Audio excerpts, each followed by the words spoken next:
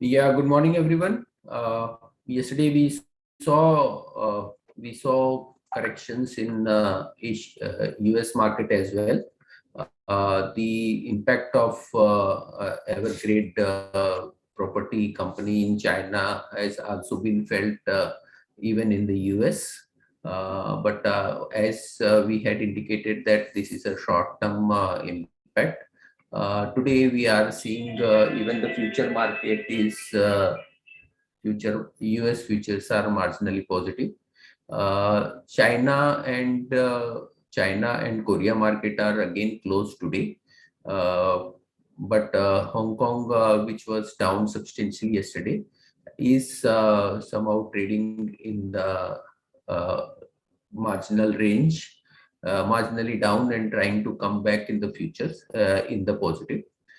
Whereas Japanese market, which was closed yesterday, has opened and is in negative. Uh, we had seen substantial decline yesterday and may see some recovery of that in today's trade. Even the real estate sector, which was down substantially yesterday in Hong Kong, is up by around 2% today. So today will be more of a bounce back trade. Uh, in commodity, oil is at 74.5. Yesterday it was at 74.8. So nothing so great change. Whereas aluminum and copper, which is close to China, but aluminum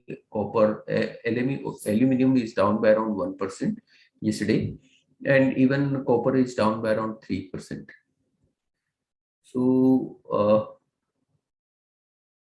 and one more thing is that the Fed meeting is starting today. I think this is a crucial meeting which will be giving some indications to the overall direction of the market as well. China Fed will be coming out with a statement tomorrow in the evening. So today the meeting is starting, but the outcome will be tomorrow evening. Therein, though the rates and everything is expected to remain flattish, but the crucial point is when the tapering will be starting and how much will be the tapering starting. We had seen that the inflation came up and even the job data which were in the last which came was not enough to indicate very substantial decrease in the tapering. But let us see what the outcome is and how the Fed take it this way. So one need to be careful about the Fed meeting outcome. Now I'll request technical team to take up from here. Very good morning, everyone. This is Ayush Mehta. I'll be covering the technical part for today. As we had mentioned during the yesterday's call also that the profit booking or selling pressure is expected, and we had witnessed the same in yesterday's trading session. For today, if we take the cues from the global markets, we feel Nifty will have a gap of opening around 50-60 points, and we might witness a sideways move during the day. Well, looking in Nifty, it gave a closing around 17,400.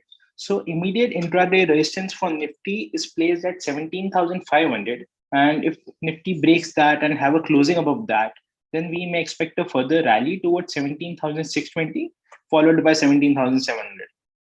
Whereas if there's a change in momentum and Nifty starts trading in negative or red zone, then immediate intraday support for Nifty lies at 17,300, followed by 17,200 levels.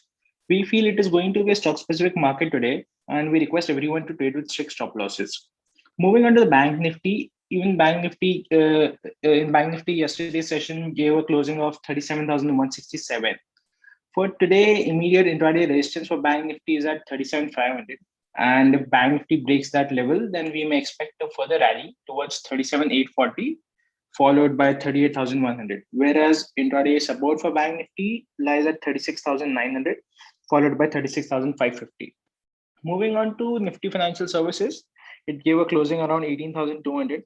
For this index, immediate resistance is placed at 18,450, followed by 18,680.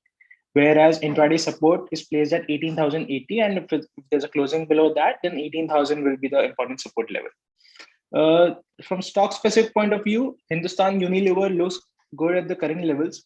It can be bought for the targets of 2870 by keeping a stop loss of 2765.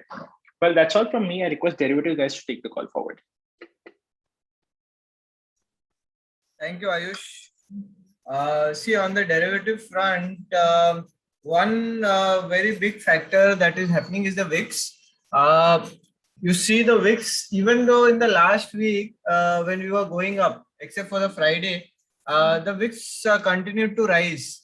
And yesterday, with a fall of about 200 points on Nifty, you've seen a 14% rise in India VIX. It's an anomaly. It has gone above the 17 levels, and it suggests that one should remain very cautious now.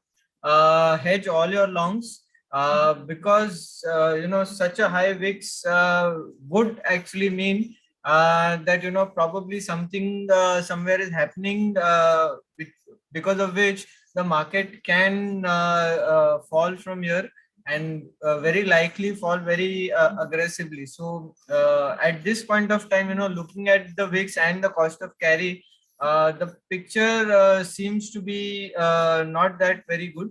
So at this point of time, I would suggest everyone that do hedge against your long, and if you are having profits in your positions in your trading positions, book profits and move out. Now the next real support for Nifty comes only at 17,000 level. There's not much of a base in forms of puts. The highest put base is around the 17,000 levels, and that is where the best support at this point of time is there for Nifty. And now 17,500 becomes a strong resistance on the upside again.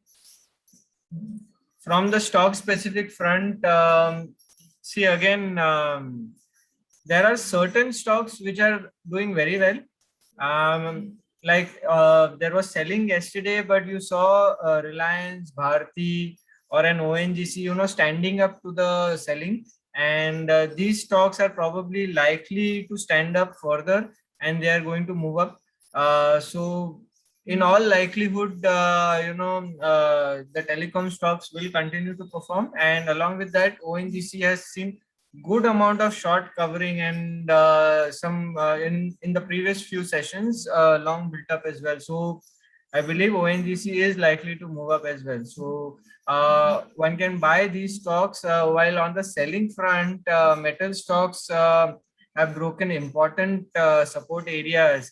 So the likes of Tata Steel, SAIL, Hindalco, NMDC, all of these stocks have broken important supports, and they are likely to see further selling in the coming sessions. So one can look to avoid metals at this point of time. That's it from my side. I like to ask the fundamental team to take over this.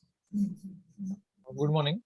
Texmaco Rail and Engineering has said that they will now diversify into associated railway services like track maintenance and rail signaling. So this is a positive. Carlyle will be selling its stake which is left in SBI Cards. So I think still they have around 6.5% of stake left, out of which they will be selling 3.4% in a price band of 10212 to 1072.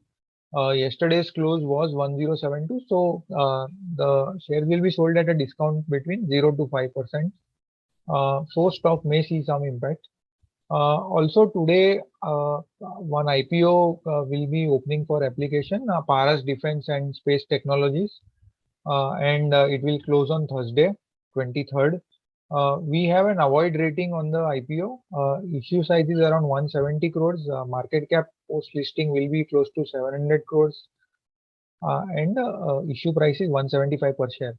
The USP of this IPO, Paras Defense and Space, is its technological prowess on the optical lens side. So basically these lenses are used in satellites which the ISRO sends.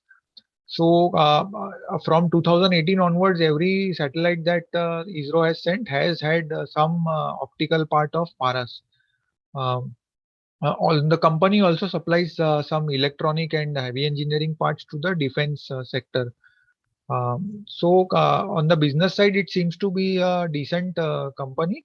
But along with this, there are some negatives on the financial side.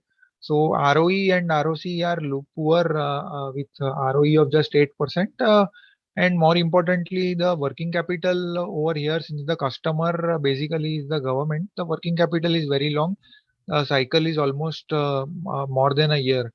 So based on that, and also steep valuations of 43 times FY21 earnings compared to much lower earnings for other listed defense plays, we feel that one should avoid this IPO. That's it from my side. Good morning, everyone. HCL Tech has announced a 5-year digital transformation deal with MKS Instruments to improve their performance, productivity, and speed to market. This is positive to HCL Tech. Thank you. Yeah, that's all from us. Thank you very much and have a good day. Subscribe to our YouTube channel for in-depth interviews of India Inc. and press the bell icon so that you do not miss our updates.